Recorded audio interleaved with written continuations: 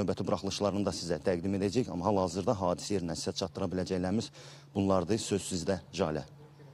Aydındır, Natiq. Məlumata görə təşəkkür edirəm. Bəli, hörmətli tamaşaçılarımız, Qaradağ rayonunda baş verən qətl hadisəsi ilə bağlı təfərrüatı əməkdaşımız Natiq Allahverdiyev təqdim etdi.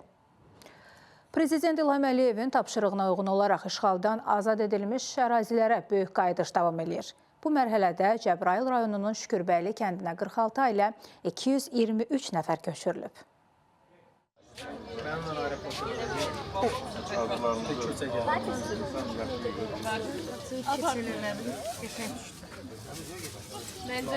Oradan çıxanda hələ arzumuz ki, qaydacağıq da. Ümidimiz də var idi. Şükür Allaha qaydırıq indi. Gedərik, orada daha yaxşı günlər görərik. Azərbaycanın hər qarşı bizim vətənimizdir. Amma orada doğulmuşuq da, orada böyümüşük. İndi qaydıram oğlum, qızım, nəvələrim, həyat yoldaşım qayıdırıq. Yəqin ki, orada da gedəcəyik ki, nə qədər ömrümüz var, yaşayacağıq, yaradacağıq, düzəldəcəyik, yaşlılıq edəcəyik. Əlimizdən nə gəlirsə biz də öz köməyimizi əsirgəməyəcəyik. Bu qədər sevindirici bir gündür ki, sevindirici bir haldır ki, biz doğma özümüzə qaydırıq, elimizə, ovamıza qaydırıq. Nəhayət ki,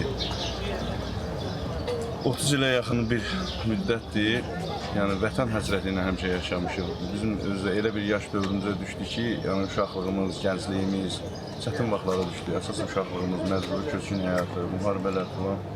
Şükürlər olsun bu günə ki, axır ki, öz vətənimizə qaydırıq. Vallahi bugün xoşbəxt bir gündür bizim üçün. Sevincimiz hədd yoxdur, biz vətənimizə qaydırıq. Bu günü gözləyirik, şükür Allah'ın gününə çox ki, gedək vətənimizə. Bu sadəcə bir köç deyil, tarixlərə həkk olunacaq bir gündür. Bakıdan Cəbrayıla doğru uzanan bu yolda 46 ailə, yəni 223 nəfər doğma yurda yola salındı. Onların arasında Cəbrayılı yalnız valideynlərindən eşidən körpələr də var. Bu illər ərzində o torpağın qoxusunu unutmayan ağsaqqal və ağbirçəklərdir. NATO sammiti öncəsi Ankarada diqqətlər Amerika Birləşmiş Ştatlarının prezidenti Donald Trump'ın səfərinə yönəlib. Türkiyə paytaxtı